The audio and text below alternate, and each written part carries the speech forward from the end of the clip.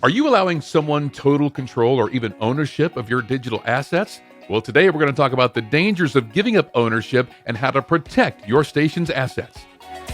You're listening to Better Radio Websites, the definitive podcast for radio professionals who want their websites to generate more traffic and substantial revenue.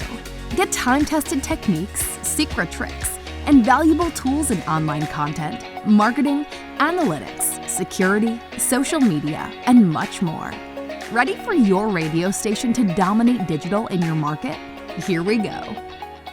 Hi, it's Jim, and welcome to Better Radio Websites, the podcast that wants to help you get more visitors and the most revenue from your radio station website. Thank you so much for tuning in this week. Be sure that you are subscribed to this podcast, and be sure to check out the video version on YouTube. Like and subscribe there, and we do so much appreciate it. Let us know how we're doing, whether this is good content or bad, or if there's something that you would like to see us cover in a future episode. Let us know in the comments, and be sure to leave a reply, and again, give a thumbs up whenever you can. Again, thank you so much for doing that. All right, so this week we're talking about digital assets, and some radio stations will want to give up ownership, maybe not even thinking that they're doing so, of their digital assets. They want it to be easy. They want someone to kind of handle everything for them, but there's risks involved with that. Having someone to do things for you, and they may be doing something that you don't even know that they're doing wrong. You may task somebody at your radio station, well, we need a social media platform on Instagram. Go create that. Well, they don't know how to maybe do that in the station's name. They do it under their name, and then what happens when something happens to them? The station's digital asset under that platform could go away. Or if it's a paid asset like a domain name, and then something happens to that person, then what? That's what we're talking about. And there's been horror stories aplenty around all of these different things. So that's why we are talking about this week. And so we want to give you different ways that you can protect all of your digital assets. We're going to start off today with talking about domains. And your domains are very, very important to everything that you do online. That's what you're going to give out whenever you talk on the radio. That's where you're going to lead people to on social media. Everything revolves around your domain name. It is your address on the internet. But if you task somebody to creating that for you and it's not under the station name, then you run the risk of all sorts of different problems ahead. One particular story comes to mind where I was looking at a website client's digital assets, and we were kind of making changes and whatnot, and I noticed that his domain name was not registered under the station name. It was registered under his engineer. And so I asked him about that, and oh yeah, well, he's been with the company forever, really good friend of mine, and I don't want to upset the cart on that because, he may think that I'm wanting to make a change and maybe his job's not safe or something like that. So we're going to leave it as is, and fine.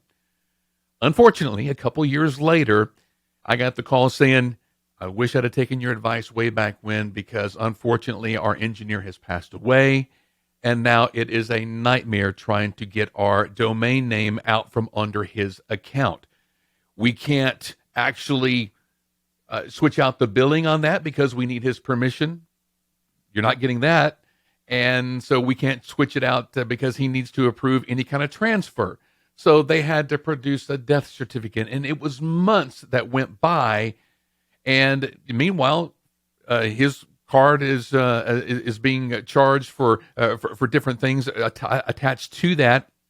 And so again, and if it was not, if it had lapsed during that time, then the station would have gone into the ether, and they wouldn't have been able to get that back from maybe somebody who was waiting to get it snatched up. So, like I say, you want to be sure that your domains, especially, are in the station name. So some risks to keep in mind when it comes to your domain name. Well, let's talk about the difficulty in transferring domains. Like we said, if something happens to the person that has registered your domain, then you're going to face all kinds of trouble. Then there's potential service interruptions. If the person or the company who owns your domain has issues within, let's say, their company, or again, the person passes away or something like that, then you could have disruptions. And when your domain name is the key to your massively important news website or tied directly to your stream, something like that, you can see the implications that having that down or gone, just completely gone away, would impose. Now, sure, you could get a new domain, but then you have to have everybody learn the new domain and not go to the old domain. And what if the old domain now goes to a porn site or a malware site? And so you have all these listeners. It could be devastating to your station brand if you were to lose your domain. Another risk is the increased cost and fees. Sometimes if you have a person or a company that maintains your domain, the fee structure may not be right. I had a station reach out to me one time and boast, actually, that they were only paying $10 a month for their domain. You could have imagined the look on their face when I said that, well, hey, domains are only $12 to $14 per year, and you're paying $10 a month for that. So in those situations, the math just doesn't add up. So somebody else was charging them for who knows what. All right. Another risk is loss of brand identity and trust. Again, if you've spent years building up this domain and all of a sudden it goes away, or somebody's holding it hostage or something like that, somebody passes away, then again, you're really messing with your brand identity online. And then the final risk that we have to talk about is legal and ownership disputes. Sometimes you may get a very important domain and you've let somebody else register it and they want to take that name and maybe sell it or do something else. You've made them mad, they quit, whatever.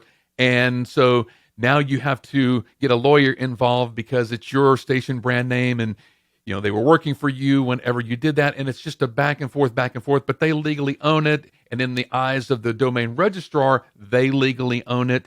So that's why it's very, very important.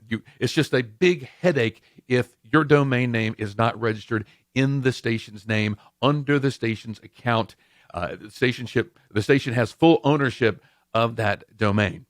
All right, so next we're going to talk about your mobile app stores. If your mobile app account, you should have a developer account for Apple and Android.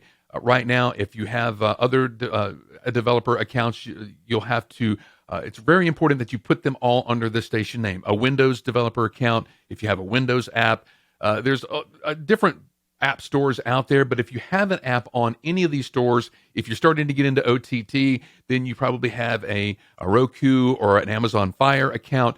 So any account that you have to do with digital assets, you want to be sure that you have your station name and station email and station information right there. You don't want to have somebody go out there and register this for you.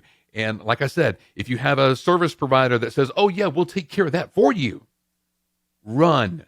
Say, no, we will not have you take care of that for us. If you do it yourself, it's going to take longer. Let it take longer. Because what happens is that these app store developers who want to take care of everything for you, they want to make it hard for you to leave later down the road.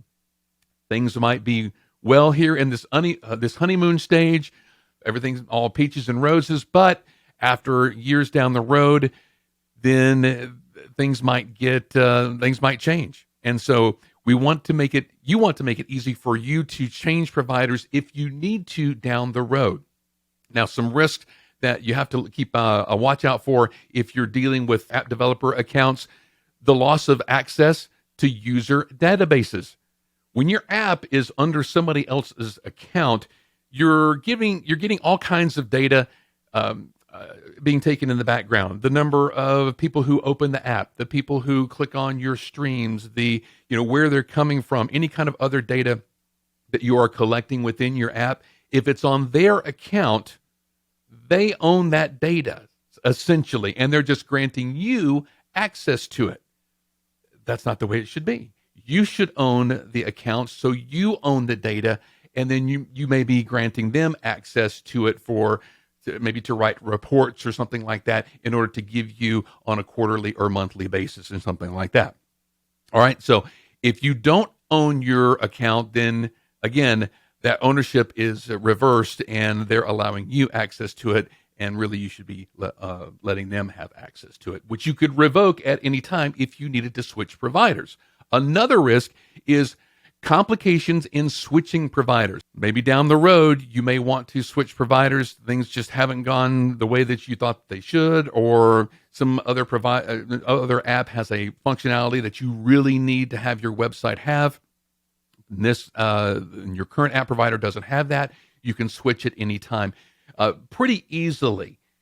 But if they own the app and it's on their accounts, it's going to be a whole lot harder. And essentially, you're going to be starting over every single time that you give somebody else access to, if you have to put your app on their account. Because if you leave all of that data, the IDs are actually tied to the app under certain accounts. So if you were to create an app on your account, you'll give it a specific ID.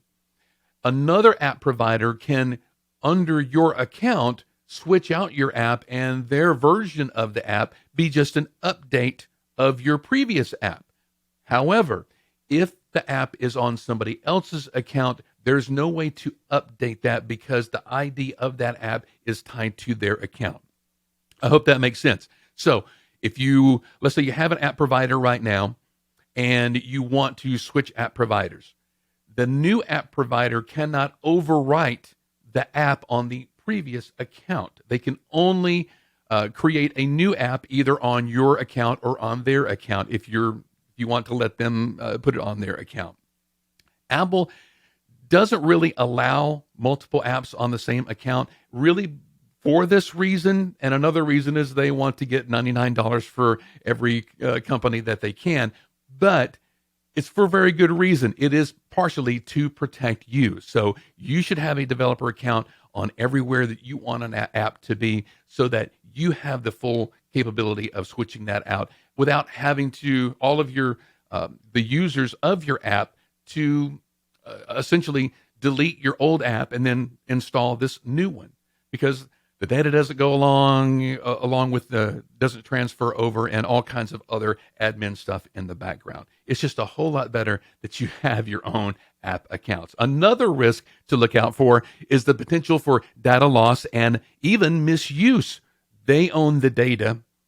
There's nothing really stopping them from going in there, extracting all of the information of all of the users of your app, and then using that for nefarious means. Or maybe their app account is not fully secure. So somebody hacks into their account and gets the data from all of your users, their email addresses, what kind of phones they have, where they live, that sort of thing. All right. So it may not be intentional misuse, or it could be intentional misuse. They may decide, okay, I have this database full of users. I can extract that from all of these different clients and then sell them to somebody who data mines or something like that. So again, there's always something that you have to look out for. But if you own all the data and you only give certain access, maybe you give them access to create and edit the apps, but none of the data. So that is something to look out for as well. And then the final thing to look out for is increased costs and fees. That's right. Some providers may charge a little extra in order to move an app from one account to another. And sometimes it's not even possible. But if there's any work on their part, they will likely charge for that time in order to move your account to another.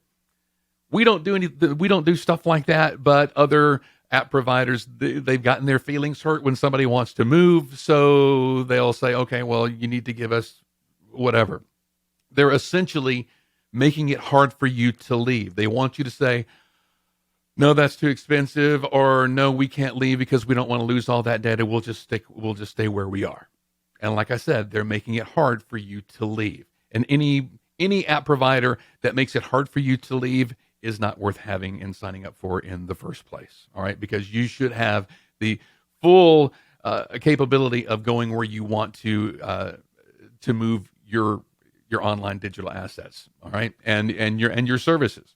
So those are some risks to keep a watch for. Now, there are other digital assets that we want to be mindful of as well. These are email hosting and newsletter. If you have somebody at your station, or if you have a service provider who takes care of everything, set up your email and set up your newsletter and do this and do that, then you run the risk again of something going there, some sort of bad blood between, maybe an employee leaves, or the company goes out of business, things like that. And then, okay, how do I get access to this? And I have no ownership of it because it was not registered in my company name or with my email. And so now I have no access to that.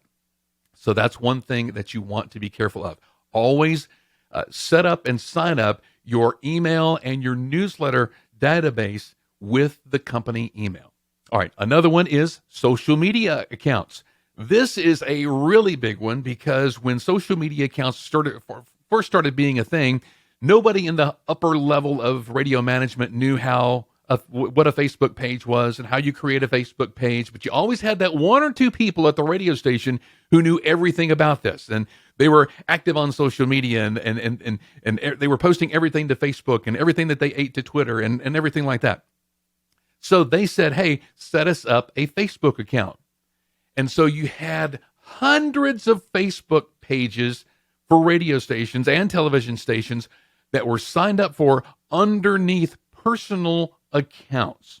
And so when the person left the station, then there goes their social media page. And all of a sudden their social media page is no longer there. They didn't actually let more admins on because, well, they shouldn't have fired me, or I shouldn't have been let go, or something like that. And so a lot of pages have been just gone in an instant when either a company either goes out of business, or there was bad blood, or maybe an employee has left the station, and then they just take all of those assets with them. Going back to emails, I do recall one station who had their engineer, no, it was their morning guy, set up all of their email accounts. He was the only one who knew how to, at the station, who knew how to set up email accounts. And so he set up everybody's email account under a hosting plan that he signed up for them. And so we're talking about the general manager all the way down to sales manager, the salespeople, all the on-air staff. He set up all of their email addresses. And then for some reason, he went off to the competition. And then soon after he was gone over to the competition, one cool way to get back at the station that he left was just do away with all of their online communication.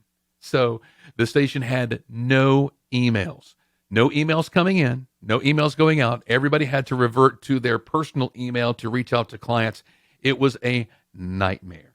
So that's one thing that you want to be sure. If you really have anything for the radio station under somebody's personal account, you need to try to move it off as quickly as possible. One thing you can do, like in Facebook, is a Facebook page can have multiple admins. So maybe add a Facebook account for the radio station, add that as an admin to the page, and then you can remove the other people as admins for that page unless they just absolutely need it.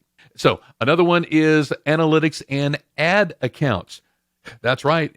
If you have somebody at the station or a service sign up for your analytics account under their Google account, they essentially own your analytics data, and they're just granting you access to it. That is a horrible, horrible thing. All right, so analytics accounts, AdSense accounts, that sort of thing should be under the station account. If not, again, we go back to it, you only have access to that on their account rather than you granting them access to it on your account. So if you have any of these accounts under somebody's personal account, be sure to to get them off of there as quickly as possible, or add the station account as an equal rights administrator. All right, so let's talk about some best practices. I mean, obviously that is one of them. So let's go ahead and continue on with the best practices. Number one is to, like we said, register everything in the station email and the station name. That should be at the very top of the list, of the ownership list. And then everybody else, even your website provider, they may need access to your domain name, but they don't need full access to your domain name. They just maybe if they need to make a change in your DNS or something like that, grant them access, let them do the changes, and then kick them off. They don't need to have access all of the time. Another one to be mindful of is to avoid third-party providers who want to do everything for you. Yeah, it's going to be a whole lot easier. And yes, it's probably going to be a lot quicker, but it's going to be a bigger headache down the road when you need to make changes or things just go wrong and you want to switch providers. All right. Another best practice is to take regular backups. This is a best practice when on anything that you do online, all of your website content. If you have a website provider, be sure that periodically you can get a backup of your content just in case you decide to go elsewhere. You have this backup because what if the company goes out of business, or there's a slew of all kinds of other things that could go wrong. What if their server just blows up? Or like I said, there's a ton of other things that could go wrong, but having a website backup, backing up all of your newsletter subscriber lists, your mobile app analytics, that sort of thing, all of the user data that you have in your mobile app, all of that kind of stuff, that anything that you can get a tangible backup of, you should do that on a regular basis. And the last best practice is to maintain secure and organized account records.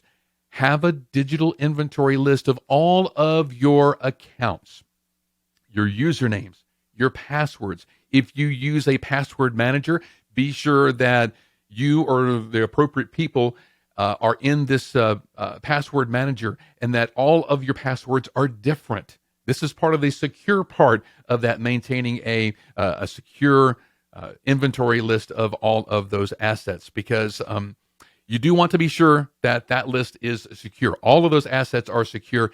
You've got hard passwords in place in order so that even if nobody gets access to any of these properties. That is a paramount of security, is very, very strong passwords. If you right now have the same password to all of your digital assets, you're in a risky business right now, because it's only a matter of time. Because if you think about it, a nefarious entity out there only needs to get access to one of those accounts. If they have access to one, they have access to all, and everything could go down all at once. And it wouldn't be just tough to get back. You may lose it forever. And if you think about your online reputation, that could be devastating to any radio station. So this is very, very crucial, very, very important to take into consideration whenever you're talking about online assets. Security must be paramount. All right, so hopefully this information has helped you. Again, take an inventory of everything that you have online. Get your right passwords. If you have anything out there that is either owned by or controlled fully by a person on your team or a outside service provider, be sure that you flip the tables on that, and that you get full 100% ownership of, and that you're only granting access to them for the things that they need. If they don't need access to everything, then they don't need to have to maintain that level of access. All right. And so hopefully this information has helped you. Please do not risk your online assets. They mean everything to making more money and getting more visitors too. It's what this podcast is all about. Hopefully this information has helped you. If it has, be sure to reach out to us at skyrocketradio.com. And hey, if you need help with your radio station website, this is mainly what we're here for, is to help radio stations succeed online. You can reach out to us there at skyrocketradio.com. Have an awesome week online making your radio station website better. We'll see you next time. Thanks for listening to Better Radio Websites. Remember to subscribe, leave a rating or comment, and share this episode with your team and radio colleagues. For show notes, archived episodes, and more free resources, visit betterradiowebsites.com. Need help starting or making your radio website better? Visit skyrocketradio.com.